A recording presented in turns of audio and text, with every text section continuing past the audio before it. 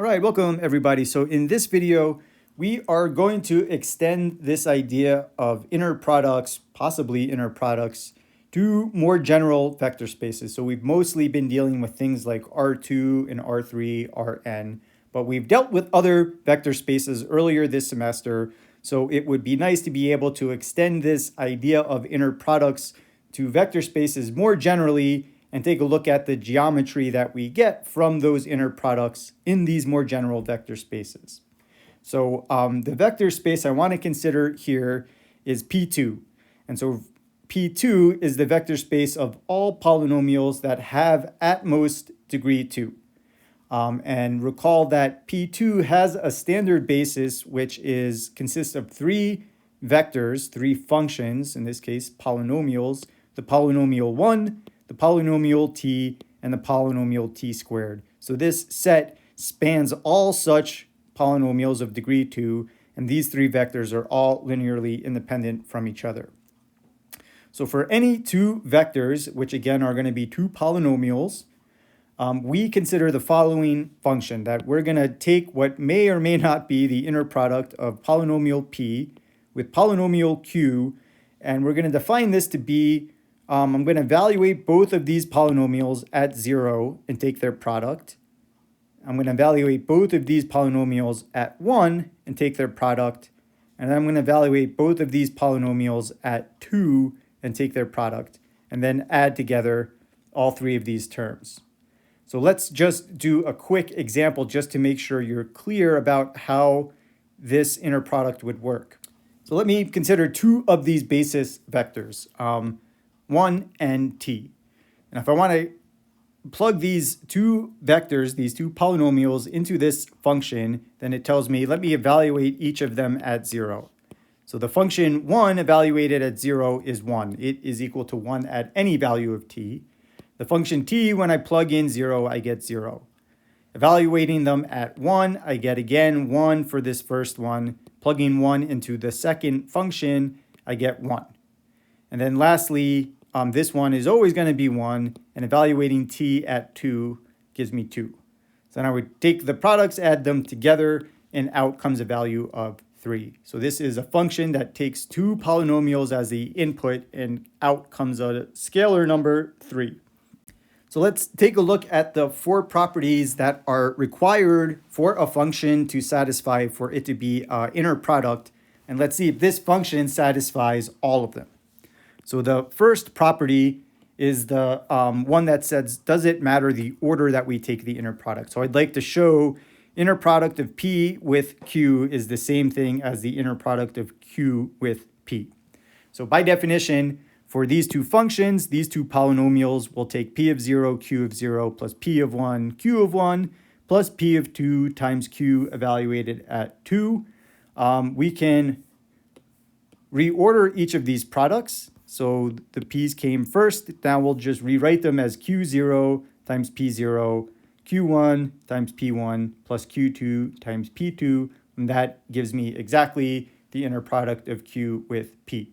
So the first property is satisfied that we can switch the order around. The second property deals with what happens if I take the inner product of polynomial p plus polynomial r, take the inner product of that sum with q. Is that the same as taking the inner product of p with q, r with q, and then adding those two results back? So taking this inner product of the sum of p and r with q, we would get p of 0 plus r of 0 times q of 0, p of 1 plus r of 1, that entire quantity, times q1 evaluated at 1, and then the quantity p2 plus r2 times q2, q evaluated at 2. And then we can distribute and reorder our terms so that I have p0, q0 plus p1, q1 plus p2, q evaluated at 2, all plus the quantity r0 times q evaluated at 0 plus r of 1 times q of 1 plus r of 2 times q of evaluated at 2. So these first three sums give me p inner product with q, And then this second term over here of these three terms is our inner product with Q. So the first two properties indeed check out, but we've got two more to check. And I ran out of room on this slide, so I will do them on the next slide. Okay, so properties 1 and 2, we have verified, halfway done. We've got two more properties to check in order to make sure that this function defines an inner product on the vector space of polynomials at most degree 2. So property 3 deals with scalar multiplication. So if I want to take the inner product of some scalar c times polynomial p, and then take the inner product of that with polynomial q, by definition, right, when we multiply a scalar times a polynomial, we multiply the output of that polynomial by the scalar. So this is going to be c times p evaluated at 0 times q evaluated at 0, c times p evaluated at 1 times q evaluated at 1, and then c times p evaluated at 2 times q evaluated at 2. This constant c appears in all three of these terms, so that means we can pull it out from each of them. We factor out the c, and then what's left over is exactly the inner product of p and q. So this tells me I get c times the inner product of p with q. So that checks property 3 off. Okay, one more property to go, and this is the property that looks at what happens if I take the inner product of polynomial p with itself. So this is going to give me p of 1 times p of 1, or excuse me, p of 0 times p of 0, plus p of 1 times p of 1, plus p of 2 times p evaluated at 2. So in other words, I get p of 0 squared plus p evaluated at 1 squared plus p evaluated at 2 squared. So this is going to be greater than or equal to 0 because when we square numbers, right, each of these terms squared is going to be bigger than or equal to 0.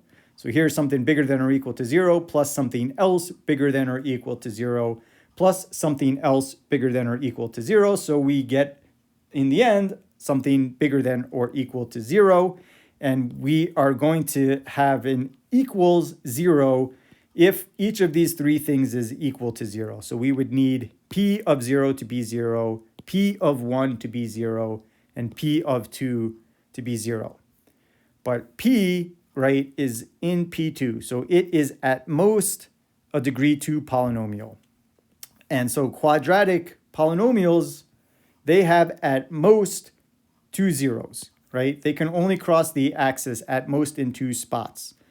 So if we have 3 distinct zeros for some polynomial p, this tells me either the polynomial needs to be a higher degree, which it can't since p is at most degree 2.